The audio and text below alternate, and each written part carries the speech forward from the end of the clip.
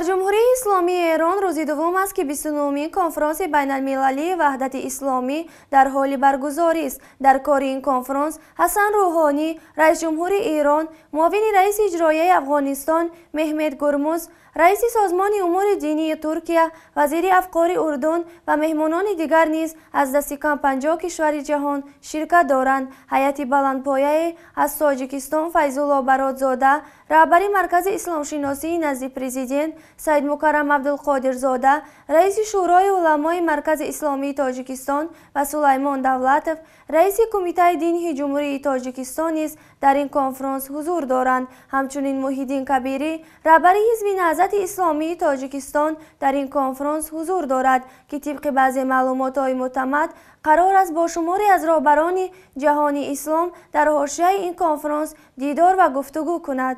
باید قید شود که تشکیل کنندگان کنفرانس با نادیده گرفتن اتهامات حکومت تاجیکستان و محیدین کبیری نه تنها او را به کنفرانس دعوت کردند، بلکه با تاکید از نفوذ رئیس حزب نهضت اسلامی تاجیکستان چون نماینده بلندقامت تاجیکستان در پهلوی نمایندگان این کشور جای دادند. و گزارش تارنمای خبر ایسنا، محیدین کبیری در کمیسیون اتحادیه اصحاب مقاومت اسلامی که در حاشیه 29مین کنفرانس بین المللی وحدت اسلامی در تهران پایتخت جمهوری اسلامی ایران برگزار شد سخنرانی نموده است. ضمن سخنرانی محیدین کبیری اشاره به این کرده است که حزب نهضت اسلامی تاجیکستان دومین حزب مهم در تاجیکستان به شمار می رود. او اظهار داشته است ما به هر گونه افراطگرایی مذهبی مخالف هستیم. محیدین کبیری رئیس حزب نهضت اسلامی تاجیکستان با بیان اینکه کم توجهی کشورهای اسلامی و احزاب اسلامی که از دلایل ارهاف‌های بیداری اسلامی در منطقه است